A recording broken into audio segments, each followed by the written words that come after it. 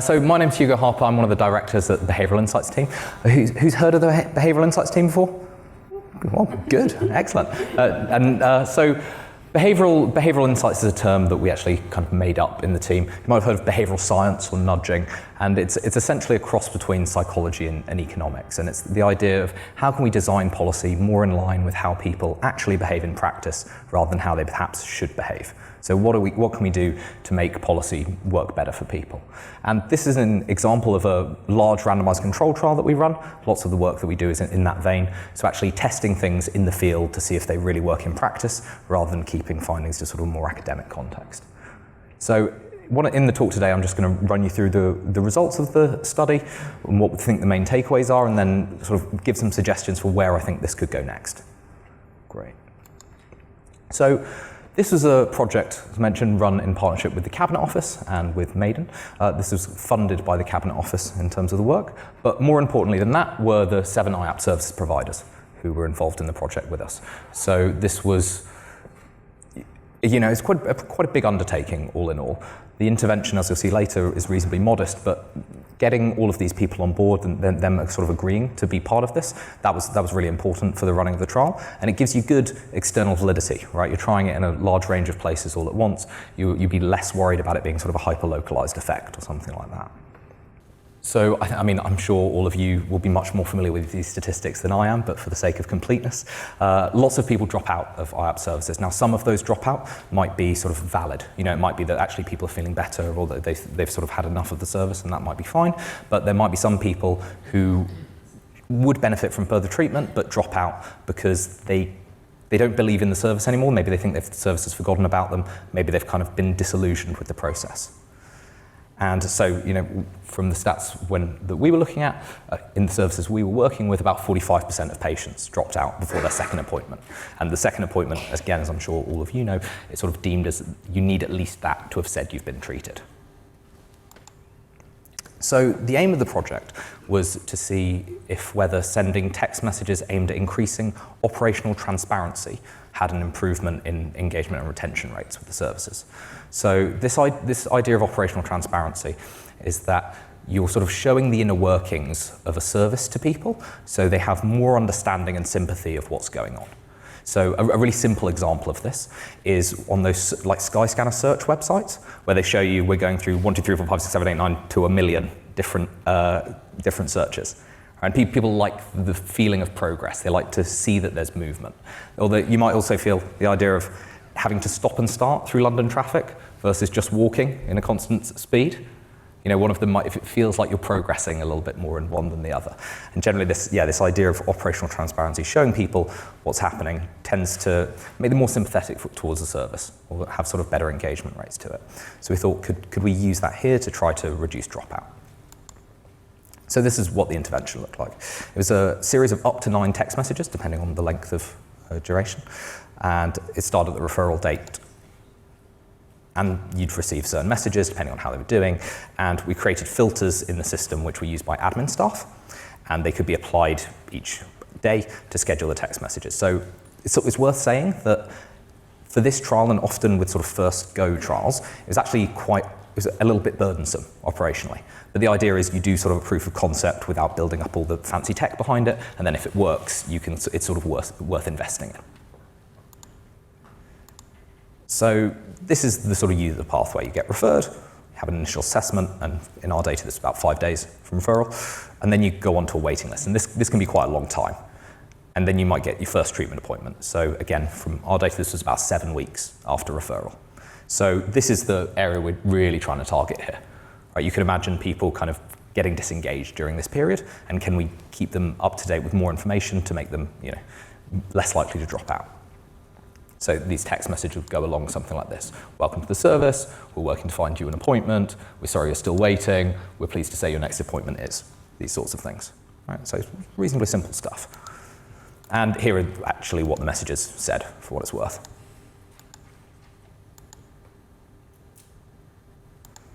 And so I think one of the important things here is we're trying to be reasonably honest here. The idea is that you're sort of, we're generally sorry, you acknowledge that it is taking sort of longer than you would hope, and ideally you would be seeing people sooner, but that you are working on it. And in this instance, we feel that's genuine. You're working with the providers. Everyone wants to see everyone as soon as possible. It's just there's always going to be a delay. So I mentioned we had to create filters, and it's a reasonably complex field trial, and so it ended up with a lot of people who were supposed to get the messages didn't get the messages in the end, or the people didn't get as many messages as they should have got. So to put that in real terms, on average, a patient should have received about 3.5 messages, depending on sort of the length of their treatment profile, and on average, patients only received 1.8 messages. So there's sort of two parts to this. One, it's potential that the effects that we see could be larger if we could automate the administration, and so to make it that people got the right number of messages. But also it's just good. Implementing things in the field is difficult, right? So you should expect things like this to happen. Right? You shouldn't expect everything to go perfectly smoothly. And it's worth saying it's a big amount of work getting something like this done. So here are the results. Before I go into the main results, we get a very large data set from this. We've got 17,000 people coming through this service at this point. And so you can look at some descriptive statistics that might just be interesting, right? So this isn't to do with the treatment effect. This isn't to do with people either getting these text messages or not getting these text messages. These are just some observational things that we look at in the data. And I think probably the last one's probably the most interesting one. Obviously it's hard to say whether this might be endogenous. There are other differences between these groups, but it looks for the potential for other interventions that you might want to look at, where a different dropout rate's highest. So here's the main difference of the treatment. So I should say this is a fully randomized control trial. I'm not going to go into the details of that method, but it's sort of the gold standard. And about 17,000 people in it, so large N. This is sort of robust in those sorts of terms, and it's with real patients in the field with real operators. So, it's high external validity, and this is the difference that you see. So these text messages, on average, lead to an increased likelihood of attending the treatment appointments. So you can break it down a little bit more than that. So that this is sort of the overall, but I actually think this is kind of a clearer way to put it. So here you can show the number of people that attended 1 or more, 2 or more, 3 or more, 4 or more. And you can see this sort of, the pattern kind of holds. So we'd be more nervous in the result, if you only saw the increase here and not across the rest of it. And this is the one we were sort of most concerned about. That was the cutoff that we were using.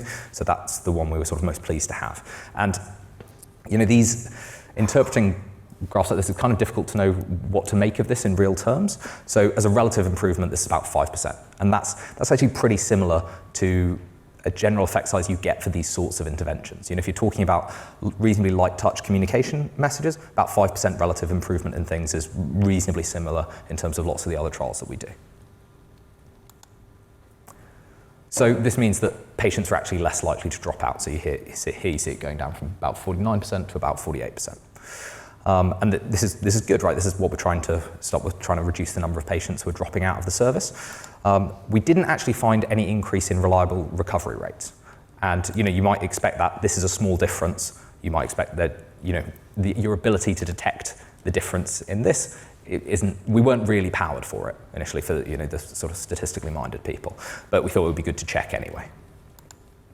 So what are the conclusions from this? What should we do next? I mean, first of all, this seems to work, right? That seems to be a good thing. So maybe we could scale it up. We've seen a statistically significant result, so that means that we're very sure that this isn't due to chance. We think that this is a reliable difference, and we've seen the magnitude of that difference.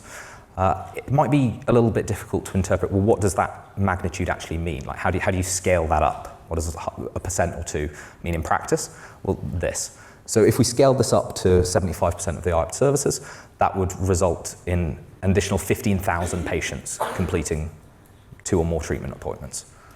So it's these what look like small changes when you sort of compare them as percentages. When you're looking at a national service like this, when you think of how many thousands of patients are going through, we need to be really careful about these sorts of things.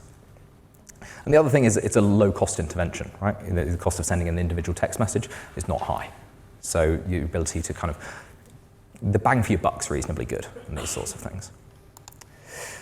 So then, well, what next? I mean, we think it would be good to scale this work up. So, we've been doing it in a certain number of providers, but other providers, we'd love for them to sort of use the similar messages. But more than that, it'd be good to explore how this could be used in even beyond IAPT in other mental health services. So you could look at CAMS, for example, secondary mental health services, anything with sort of a long wait period, really.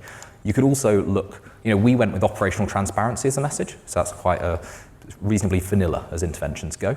You could push it a little bit further. You could try and go on the side of things that might actually help them in terms of their well-being. We'd obviously want to design this in collaboration with clinicians. It's one of the reasons we didn't do it originally, but I think it's an interesting potential next step for this. You could look at some data science work, machine learning, to predict who's most likely to drop out. So I described some differences on age and gender and things like that, but could you actually get an algorithm to predict who is most likely to drop out, and then maybe give them a stronger reminder? So rather than a text message, maybe you call them, something like that. And you could also try to make these messages more apparent just before the appointment. Again, do you try something that maybe convinces people, pushes them just over the line? So thanks very much for listening. I think Hugo, Harper. I don't know if we're doing questions now or... Yep, we got time for some questions? Are there any questions? No? What did the messages actually say? So you kind of talked about roughly what they were about, but what kind of thing did they actually say? So the speech bubbles that I think I've lost the ability to go back. The speech bubbles that I was showing in the presentation, those were actually the messages. Yeah, so those were the example. I believe slides will be shared around. So, but if you're interested, I can also send you sort of the full protocol for this message was sent at this time to these people, all of that sort of stuff.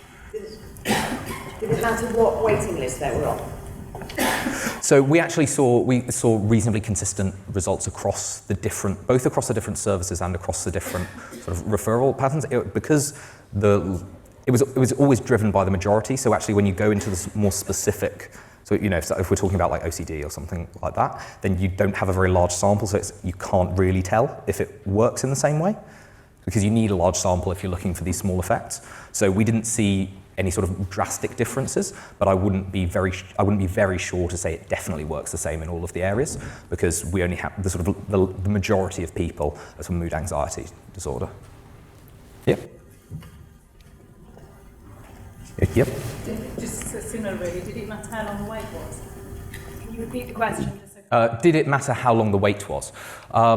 It depends what you mean. We didn't actually see a difference in effect, so it wasn't like it sort of stopped working one way, but that's because the length of the number of messages that were sent was dependent on how long the wait was. So, I said they're up to 9 messages. So if you had a longer and longer wait, then you would receive 9 messages. If your wait was only, let's say, 4 weeks, you wouldn't have received all of those messages. So whilst we see sort of an improvement across the scale, you obviously have higher drop-off rates when you have longer waits anyway. So it's a point estimate question. You have different absolute changes, but the direction of the effect seems to be similar. Did you do any subgroup analysis? I'm interested in different populations who are more likely to... Yeah. So it seemed to work best for older women. That would be, so, if you were looking, this was more expensive, for example, and you were saying, actually, this is quite costly, maybe we'll only give these messages to certain subgroups. You can imagine doing something like that, where you say, well, this group we're not so worried about. But that's kind of the point I was trying to make on using machine learning to have a better prediction. We did some reasonably rough and ready, men, women, old, young, those sorts of comparisons. But you could probably do a much more sophisticated predictive model, which looks at, who do we think these messages will work best for, and then should you deliver these messages to as a result of that. I think the other thing is we just tried one version of these messages, right? The chances that we have got this right in the first time is basically 0. The chances that you could improve this is very, very high. So we'd be really keen, if anyone's interested in working in this area, to sort of try it again, as it were, try to get a bit more out of it. Great. Thanks. Hugo, thank you so much.